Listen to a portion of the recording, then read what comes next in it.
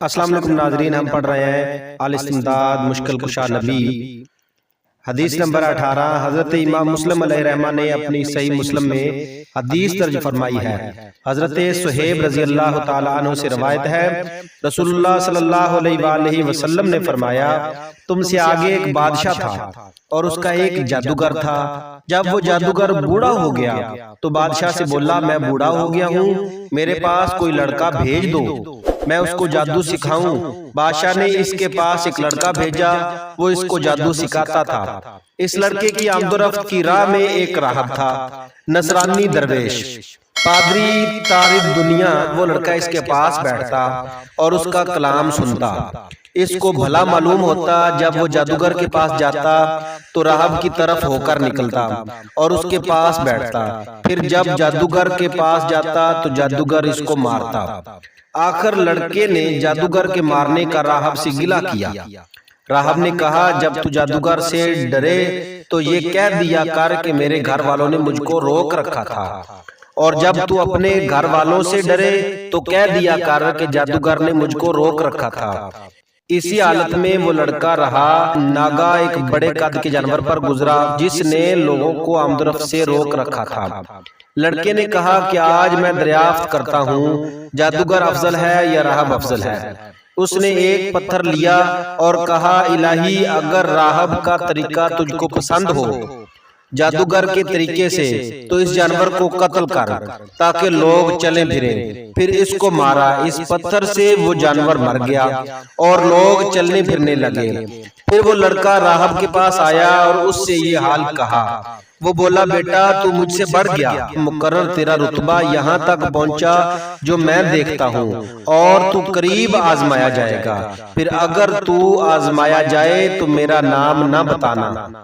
اس لڑکے کا یہ حال تھا کہ اندھے اور کوڑی کو اچھا کرتا اور ہر قسم کی بیماری کا علاج کرتا۔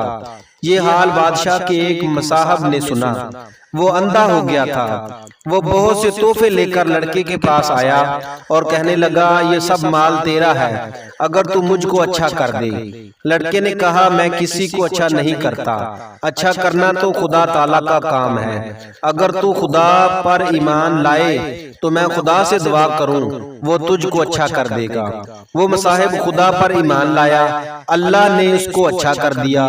وہ بادشاہ کے پاس گیا اور اس کے پاس بیٹھا جیسا کہ بیٹھا کرتا تھا۔ بادشاہ نے کہا، تیری آنکھ کس نے درست کی؟ تیری آنکھ کس نے روشن کی؟ مصاحب بولا، میرے مالک نے۔ بادشاہ نے اس کو پکڑا اور مارنا شروع کیا اور مارتا رہا یہاں تک کہ اس نے لڑکے کا نام لیا۔ وہ لڑکا بلایا گیا۔ بادشاہ نے اس سے کہا، اے بیٹا، تو جادو میں اس درجہ پر پہنچا کہ اندھے اور کوڑی کو اچھا کرتا ہے اور بڑے بڑے کام کرتا ہے۔ وہ بولا، میں تو کسی کو اچھا نہیں کرتا، خدا اچھا کرتا ہے۔ بادشاہ نے اس کو پکڑا اور مارتا رہا یہاں تک کہ اس نے راہب کا نام بتلایا۔ وہ راہب پکڑا ہوا آیا، اس سے کہا گیا، اپنے دین سے پھر جا۔ اس نے نہ مانا۔ بادشاہ نے ایک آرا منگوایا اور راہب کو چندیا پر رکھا اور اس کو چیر ڈالا یہاں تک کہ 2 ٹکڑے ہو کر گرا۔ وہ مصاحب بلایا گیا اور اس سے کہا، تو اپنے دین سے پھر جا۔ اس نے بھی نہ مانا، اس کے چندیا پر بھی آرا رکھا اور چیر ڈالا یہاں تک کہ 2 ٹکڑے ہو کر گرا۔ پھر وہ لڑکا بلایا گیا، اس سے کہا، اپنے دین سے پلٹ جا۔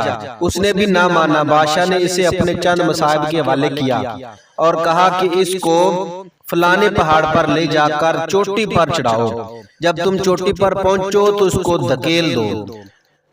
وہ اس کو لے کر گئے اور پہاڑ پر چڑھایا۔ لڑکے نے دعا کی، الہی تو جس طرح سے چاہے مجھے ان کے شر سے بچا۔ پہاڑ ہلا اور وہ لوگ گر پڑے اور لڑکا بادشاہ کے پاس چلا آیا۔ بادشاہ نے پوچھا، تیرے ساتھی کدھر گئے؟ اس نے کہا، خدا نے مجھ کو ان کے شر سے بچایا۔ پھر بادشاہ نے ان کو چند اپنے مصاحبوں کے حوالے کیا اور کہا کہ اس کو لے جاؤ، ایک ناؤ پر چڑھاؤ اور دریا کے اندر لے جاؤ۔ اگر اپنے دین سے پھر جائے تو خیر، ورنہ اس کو دریا میں دھکیل دو۔ وہ لوگ اس کو لے گئے۔ لڑکے نے کہا، الہی تو مجھ کو جس طرح چاہے ان کے شر سے بچائے۔ وہ ناؤ اندھی ہو گئی اور لڑکے کے ساتھ سب ڈوب گئے، اور لڑکا زندہ بچ کر بادشاہ کے پاس آیا۔ بادشاہ نے اس سے پوچھا تیرے ساتھی کہاں گئے؟ وہ بولا اللہ تعالیٰ نے ان سے مجھ کو بچایا۔ پھر لڑکے نے بادشاہ سے کہا تم مجھ کو نہ مار سکے گا یہاں تک کہ میں جو بتلاؤں وہ کر لے۔ بادشاہ نے کہا وہ کیا؟ اس نے کہا تو سب لوگوں کو ایک میدان میں جمع کر اور ایک لکڑی پر مجھ کو سولی دے، پھر میرے ترکش سے ایک تیر لے اور کمان کے اندر رکھ، پھر کہہ خدا کے نام سے جو اس لڑکے کا مالک ہے مارتا ہوں، اگر تو ایسا کرے گا تو مجھ کو قتل کرے گا۔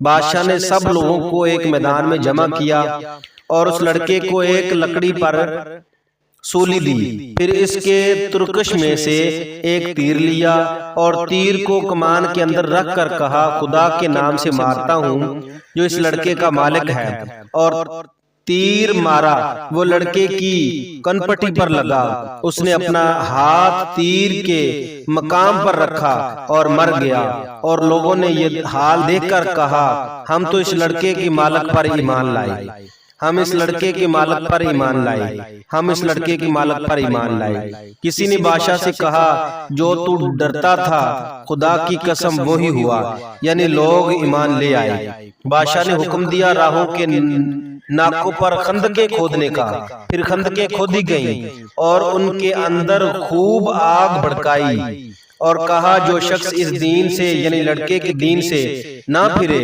اس کو ان خندقوں میں دھکیل دو، یا ان سے کہو کہ ان خندقوں میں گرے۔